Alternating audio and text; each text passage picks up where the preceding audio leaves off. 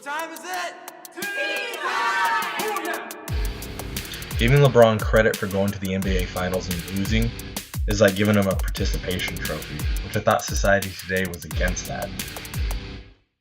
What Baylor did was despicable and should get nothing less than a death penalty. Just get it over with, do it now, move on. I'm watching McGregor-Mayweather to see someone hit the mat. I could care less who it is. If you want to support Heimlich at OSU, fine. Stop giving me this second chance nonsense. His second chance is he's not in jail. Welcome back to Tea Time, episode 27. This one's a little bit later than normal, but that's okay. Stuff happens. So let's do some quick hits here. Let's get to it. Let's get down to the nitty-gritty. Sadly, my Vegas Golden Knights could not complete the miracle run. They fall in 5 to the Washington Capitals. Congratulations to them. And Ovechkin getting his title finally, all that stuff. I'm very proud of my Knights. I'm very happy to call myself a Golden Knights fan. They will be back. They will be stronger. They will keep coming. And I'm looking forward to where that's going to go. And that's pretty much all the hockey I have for you. Because dominating all the headlines everywhere has been LeBron James, now that the finals are over, Golden State officially becoming a dynasty, winning their 3rd title in 4 years, beating LeBron. And now comes the question that we all wonder, where is he going? I speculated, I predicted, I guessed, because nothing I say is fact until it is in fact fact. But I said I think LeBron's going to Miami. I still think that's a very big possibility. But whichever rumor you choose to believe, whichever rumor comes out, there's no telling where in the hell he's going now. No telling at all. I mean, I'm not even sure he knows where he's going right now. I mean, rumors that he doesn't like Houston, rumors that Paul George might stay in Oklahoma City, rumors that his wife wants to be in LA or in Cleveland. Rumor, and it's going to continue to be all these rumors until he finally makes that decision. And unfortunately, the NBA does their offseason after the draft, which is kind of makes things difficult because if they try to keep him and use that 8th overall pick to do something, they kind of can't. They have to either have a handshake deal beforehand and whatnot, or just pick the guy they want and go from there. I mean, who knows? It's gonna be very exciting. It's gonna be very interesting. And being a Blazers fan, I hope they don't do something stupid. Yeah. I mean, I'm gonna get into some LeBron talk towards the end of this episode, but as of right now, the NBA needs to grow a pair. The players, the teams, they need to stop being so afraid of this dynasty known as the Warriors. They can be beaten. They can be tamed. They can be defeated. It is possible. It's hard to win in 7 games against them, or a best of 7, but it's possible. Houston came close. They really did. We just have to do it right. I mean, I could give you trades that teams could do like I did last episode that would make it competitive. That doesn't mean they're going to beat them. Having competitive balance in the NBA is not the same thing as having parity. Huge difference. I can make you an elite team of Chris Paul, LeBron James, and Paul George. That does not mean they're going to beat the Warriors. I mean, hell, back in the day, Houston brought together Clyde Drexler, Charles Barkley, and Hakeem Olajuwon. Still couldn't beat the Jazz with Stockton and Malone. You can put greats together. Doesn't mean they mesh. Doesn't mean they'll play well. Doesn't mean it's going to work. Kobe and Shaq only lasted 3 years and then got swept by the Pistons. It's one of those things where it's a science. It is a science, and it needs to be done the right way.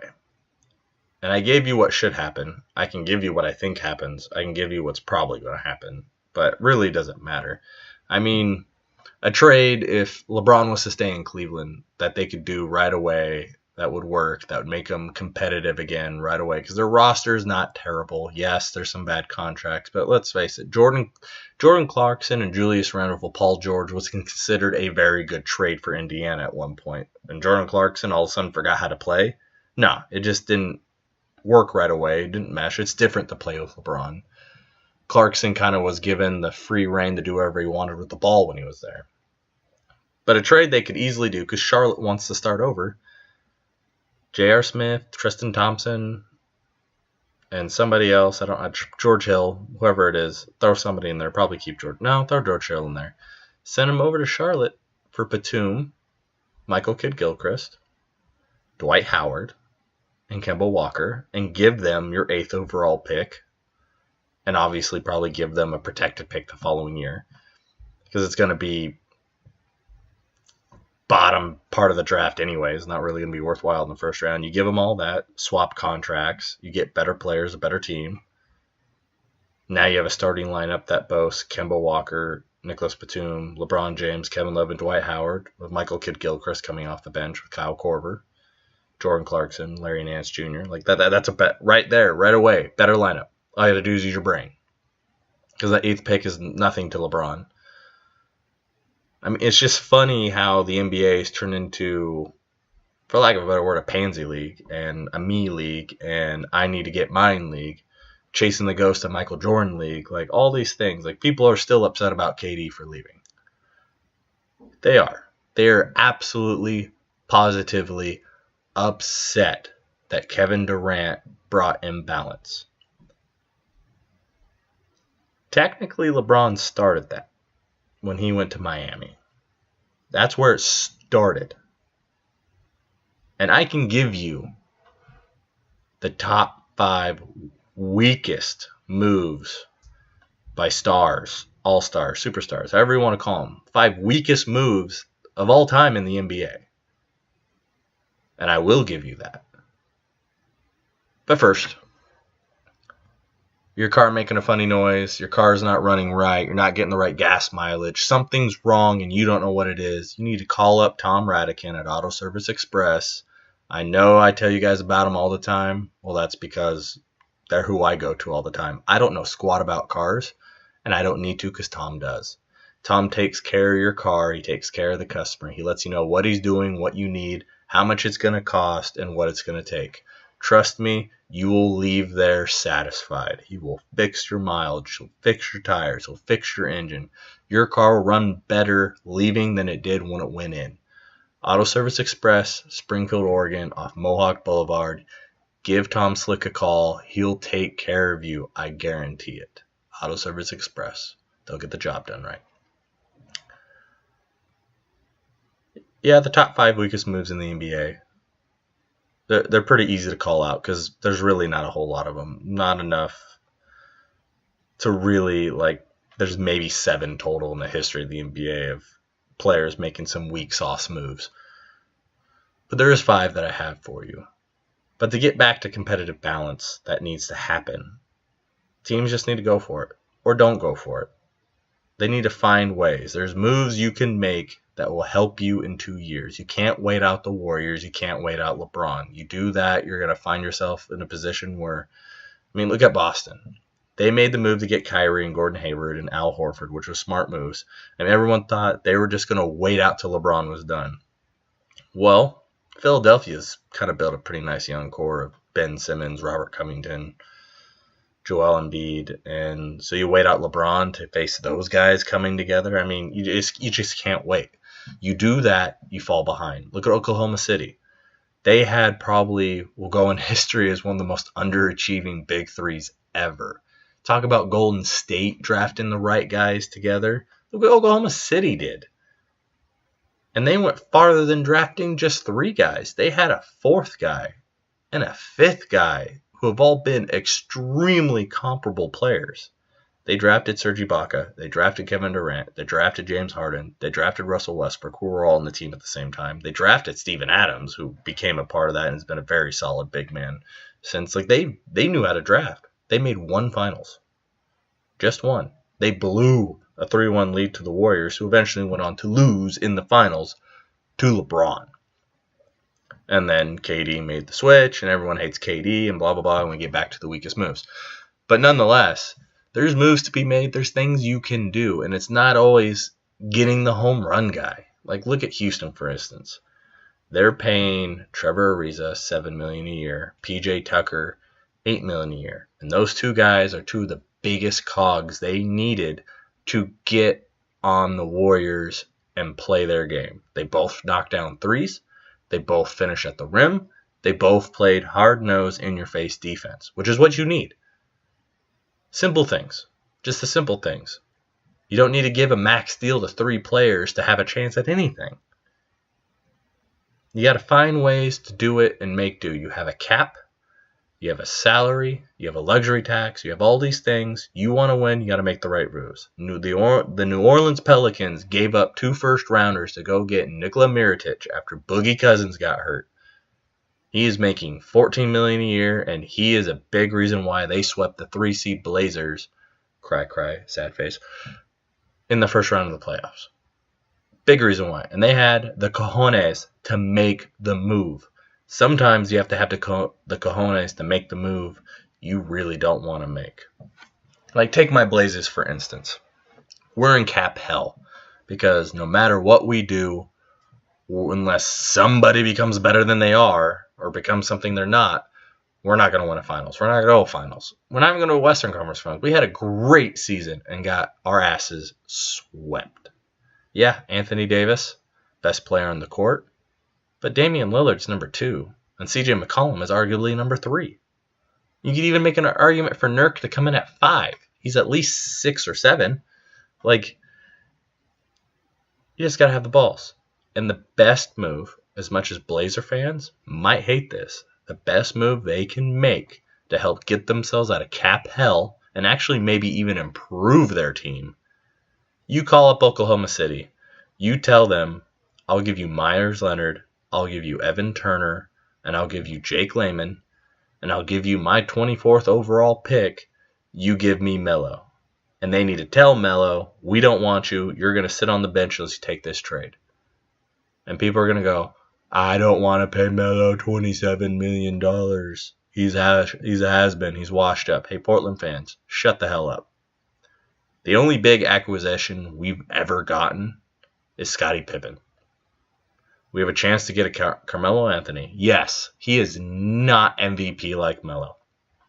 But it don't matter. We'll have him for 1 year. And we drop the remaining 3 years of Evan Turner, the remaining 3 years of Myers Leonard, which, by the way, the two of them aren't helping us anyways. Oh, but we'll lose Jake Lemon. Boo-hoo. No one cares. You do those moves because you'd rather keep Nurk than the other two. And then Melo comes off the books, and then what do you know? You just freed up $28 million in cap space dealing with Melo for 1 season. And oh yeah, he's still a pretty damn good player. Better than Jake Layman, better than Myers Leonard, better than Evan Turner. Only thing Evan Turner does better than Melo is defense. Melo's better in every other way. And oh yeah, there's this thing that the Pelicans did. That was double our best 2 players a lot. What does Melo do? You can't leave Melo open. Hell, when Melo gets in a groove, you can't leave him one-on-one. And that will help. That's not going to win you a title, but that's going to get you out of cap hell and actually make your team a little bit better. Just a little bit. Show little signs of improvement, which are the type of moves you need to look at to do. Charlotte's willing to blow it up. Let them go blow it up. You're not going to get a lot for your guys because you're in cap hell just like anyone else. Kid Gilchrist is not going to be what we thought he was going to be. Batum's getting paid $20 million. Dwight Howard's getting paid $18 million. Kemba Walker is really good, but will he ever be great? Go get the 8th pick. Call up Cleveland. Hey, we'll take your cap hell for the 8th pick. We're going to go suck for a couple years and try and build something. What a concept. You go one way or the other. Either try and make yourself way better or try and get yourself out of cap hell and improve. It's that simple. It is all that simple. Stop fighting the inevitable. You either are in or you are out. You either try to beat them or you try to lose to them. There ain't no other way about it. And you don't even have to tank. It's a lottery. You can be the 14th pick and get the first overall pick. Hell, people forget the year LeBron left. They talk about how it's rigged and Cleveland got the first overall pick because LeBron left, because the commissioner felt bad, blah, blah, blah, blah, blah, blah, blah. Who cares? But technically, Cleveland did not win the lottery. But hey, tea time. They had the number 1 overall pick. Yes, they did. They also had the 4th pick. They actually were kicked out of the top 3 by the Clippers, who they happened to trade Mo Williams to the Clippers because they were trying to be better for an unprotected first rounder. Just like that, they ended up with Kyrie Irving and Tristan Thompson, who they thought were going to be better than he is. And Tristan Thompson's not bad. He's just, not worth $18 million a year. And also, I'd rather have Tristan Thompson, Dwight Howard if you're trying to rebuild. Maybe he turns into something you could really use. I believe he's only 27 years old, 26 years old. Making those types of moves is what you need to do. Don't try to outweight them, but if you're going to commit to down the road, then commit to down the road. That's all you got to do. Which brings us back to the 5 most weak sauce moves in the history of the NBA. But first, let me tell you a little bit about a website, Oregon Grown. It's a wonderful company based out of Eugene, Oregon. My buddy, James Lee, known him my whole life, runs it. They have great products, quality, perfection. You got decals, you got hats, shirts, sweatshirts, anything you can think of. Camo, non-camo, straight. It's really great stuff. I got a couple things. You have Sasquatch logos because you're Oregon grown. I'm Oregon grown. My kids are Oregon grown. My wife is Illinois grown. We forgive her for that. She's now Oregon grown. She is an Oregon girl now. She loves it here. Some people won't understand, but you guys that live here, you understand. So go to or-grown.com. Check out their stuff. It's high quality, grade A. Give it a look. Now, moving past, I'm not going to spend a ton of time talking about LeBron, even though I probably could, and I could be like anybody else. The NBA has a history. Right now, the history is going to tell the story of the Warriors and the story of how the king could not be greater than a GOAT. And you have to look at it all. And there's a lot of speculation. There's a lot of talk of things. And there's weak sauce moves everywhere. But not all of them are as talked about as these ones. So I give you the top 5 most weak sauce moves in the history of the NBA. A couple of them might surprise you, and the order might surprise you. But number 5, Moses Malone to the Philadelphia 76ers. I can't get into too detail about it because it happened before I was even born. But Moses Malone, as you know, the Hall of Fame center who won a title with the 76ers, not once but twice, forced trades away from his team because he didn't want to be second fiddle to anybody. He wanted to be the starter. He wanted to be a star. He originally was drafted by the Blazers out of the ABA draft and didn't want to sit behind Walton. Then he was traded to Houston. He didn't want to be second fiddle in Houston, so he was traded to the 76ers, which eventually, winning a title, being one of the men with Dr. J, ultimately making a move, but was kind of weak sauce because he forced his way out. Like, he legitimately refusal to play, I'm going to walk, all these things. He got his way out. But being so long ago, not like today's knowledge, that's why it's number 5. Number 4, Shaquille O'Neal leaves Orlando for the Lakers. No one wanted him to go there. He left a smaller market. That team was on the uprise. Horace Grant, Penny Hardaway. They had a legitimate shot to be something great. And Shaq wanted to be in LA. He wanted to be in a bigger name. He wanted to be in Hollywood, do his rap thing, do his movie thing.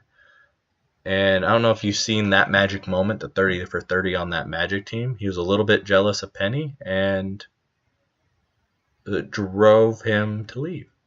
He's a little bit afraid of what they might not become. Coincidentally, he became that with Kobe Bryant. But definitely he's number 4 on this list. It's not necessarily a move to be mad at, but it is a weak sauce type of move because he probably should have stayed with Orlando. Now, number 3. This guy's not a Hall of Famer. He was an all-star. Not quite a superstar. But the reason why he's on this, you'll see why. Carlos Boozer. Yes. Carlos Boozer. If you recall, he played for the Cleveland Cavaliers, and he made a couple all-star games. And then they drafted this kid that they called the King, LeBron James. And just imagine if Boozer would have stayed, because if you recall, he said he would re-sign, he was going to stay, he was going to help LeBron, they were going to become a dynasty in Cleveland. Except for that part when, instead of re-signing, he just took his free agency and took his talents to Utah and took more money to go be a star there and just completely left Cleveland without him. Now, sign and trained, nothing. He just left. Kind of screwed them a little bit. Because if Boozer, say, is on that 2007 Cleveland team that faces the Spurs, I'm not saying they win it, but they definitely win a game or two. Because Boozer, people forget how good he really was. And he would have been a nice mentor and compliment to LeBron James then. But he went the weak way and took the money, and not much more money, to go to the West, to go to Utah, to be the quote-unquote man, which he never became, and leave the King. Now, as you may have guessed, we have number 2 and number 1 left. And the 2 moves that are there are obviously KD going to the Warriors and LeBron going to the Heat. Both, respectively, weak sauce moves, what they did. Now, let me break them down here a little bit. Why is LeBron's move to Miami a weak sauce move? He started the whole player movement, which is actually not a weak sauce move. The weak sauce move is he brought 2 other superstars. They met together. They went and made a super team and tried to create imbalance. Didn't quite work out the same way. But he did it after an hour-long special to tell Cleveland he was taking his talents to South Beach. Yes, he was a dumb kid, but an hour special. Oh, he donated money to the Boys and Girls Club. Please. It was a dumb move. It was kind of disrespectful because why would you hold an hour special in Cleveland to tell Cleveland you're leaving? A little bit of arrogant, really dumb. And then you get to Miami, have a big parade, press, whatever the hell that was, and tell them not 1, not 2, not 3 championships, which is true. You didn't get 3. But it was really weak. And then, of course, KD goes to a 73-9 win team, leaving the team that had them up 3-1 and blowing the lead. He joined the enemy and now has created imbalance, joining 3 All-Stars, 1 Hall of Famer. Yes, 1 Hall of Famer. And creating this super team known as the Warriors. Now, obviously one's weaker than the other. And I will give you the weaker move after this quick word of thanking it.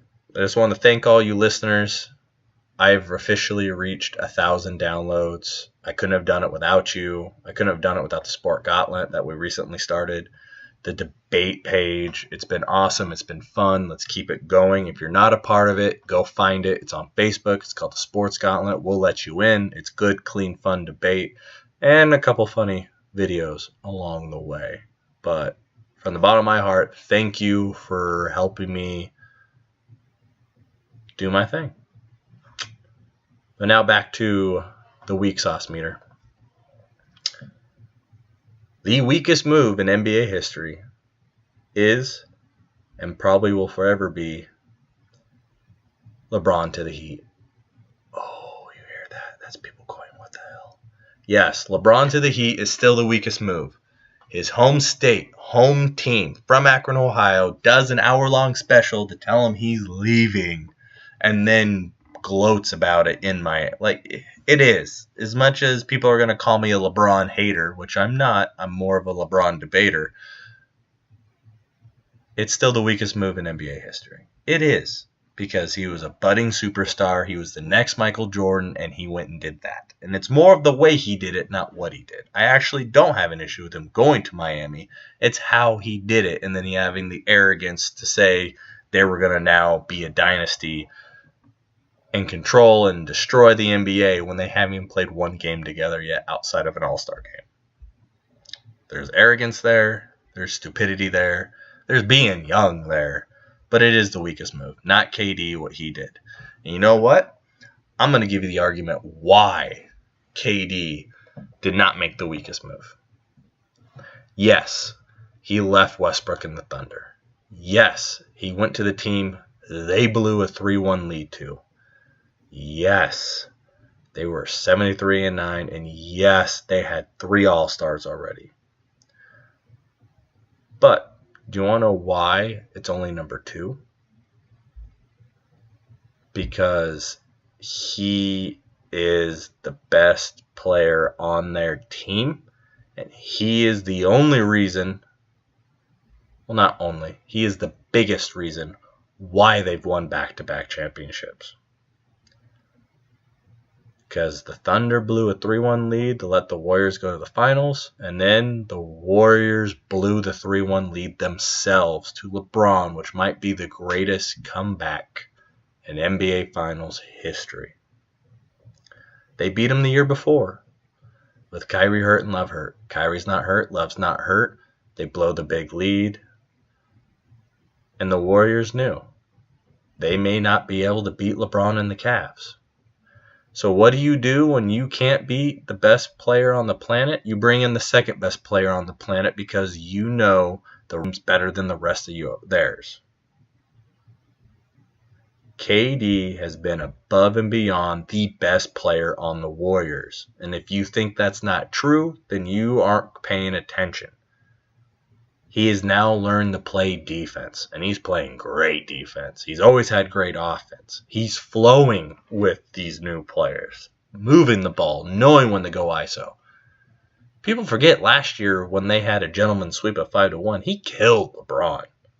He killed him. LeBron couldn't do a damn thing to him, just like they couldn't do a damn thing to him this year. KD has been absolutely unbelievable. Unbelievable. Since joining the Warriors, especially in the finals. He's taken it personally. Isn't that what you want him to do? Everyone's hating on him. Everyone's saying what he did was weak. So he shuts us up by being the best in the finals. He well deserved both MVPs. He well outplayed LeBron in both of them because he got the wins. Yes, he has a better team. But as KD put it, it's easier to look like the best player in the world when you have lesser parts around him. Now, people are upset with KD and say they lost respect for him for that comment. That wasn't a shot at LeBron. I hate to burst your bubble. That was not a shot at LeBron. He was taking a shot at the media and all the haters. Because guess what? You know how you know you're up there with LeBron? There's KD haters. There's LeBron haters. There's KD haters. Who are the other haters? Warriors haters. Teams. People hate teams. They don't hate in particular players.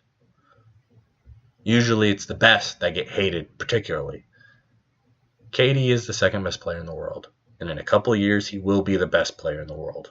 It won't be as long as a reign as LeBron, but he will pass LeBron because LeBron's going to get older and eventually Father Time will catch him, just like everybody else. And honestly, being the second weakest move is not much below being the first. But KD went to a better situation. And honestly, a tougher situation to be great individually. Klay Thompson just averaged 16 points in the finals, but people still consider him the best shooting guard in the NBA. Yet he had not a good finals. Draymond Green does dirty work, doesn't show up on the stat sheet, but no one ever even, I don't think anyone's ever considered Draymond Green the top power forward in the NBA. The fact is, this Warriors team couldn't beat LeBron, so they got the one guy that could match up because they knew they were better than the rest of the supporting cast. And then KD goes and says it's easier to look like the best player in the world when you have lesser talent around him. And he's right. But it's a shot at the haters and the media, not LeBron. You put LeBron on the Warriors, do you think LeBron shines like he does? I'm going to play devil's advocate. You swap LeBron and KD. Do both make the finals? I know the Warriors do. And honestly, I think Durant and the Cavaliers probably would. Because the fact is, Hayward and Kyrie are still hurt. Toronto still chokes. And Indiana is Indiana. Like I said before, this Cleveland cast isn't as bad as people make it out to be. It's not great, but it's not that bad. And KD is the better offensive player. And he is more of a flowing offensive guy with shooting, where LeBron is a ball stopper. I mean, let's be honest, he is a ball stopper. KD does not have to control the ball to be great, which would allow the rest of the Cavs to possibly do what they do best. Like I said the last episode, LeBron wants to be Michael and be the GOAT. He has to learn to stop making everyone better and just get the most out of them. That's all you got to do. LeBron doesn't work well in a free-flowing offense. I don't think he would shine in the Warriors offense, because the moments LeBron has shined the most are those chase down blocks, or those finishes at the rim, taking control of the game, making that one pass. KD will swing it back, and drill a 30-footer in your eye like nothing else, because he's a 7-footer who could shoot lights out. It's not easy to clearly look the best on a team with 3 other All-Stars. The fact that people want to debate if Kevin Durant's the best player on the Warriors shows how great Durant is, because there is no debate. He is literally the second best player in the world and the best player on the Warriors by far. Colin Cowherd talks about how the canyon between 1 and 2 is huge. No, I don't think that's as big as you think. LeBron, to me, without a debate, is the best player in the world. And without a debate, KD is second. Who's third? Who's the first name that pops in your head? Some might say Steph. Some might say Kawhi Leonard. Kyrie Irving, Anthony Davis, James Harden. Who is it? There's no debate who the second best player in the world, just like there's no debate who the first player in the world is. KD, like LeBron, made the right move. And not to be the instigator, the agitator, the bearer of bad news, the great LeBron debater, KD did the same thing LeBron did. So LeBron lovers turn KD haters, you're being a little bit of a hypocrite. Not a lot, just a little bit. If you weren't mad LeBron went to Miami, you can't be mad Durant went to Golden State. And you can make your arguments all you want. You know deep inside I'm right. One joined a pre-existing team. One made a team. And in all honesty, what's the difference? Till that time. What time is it? Tea time!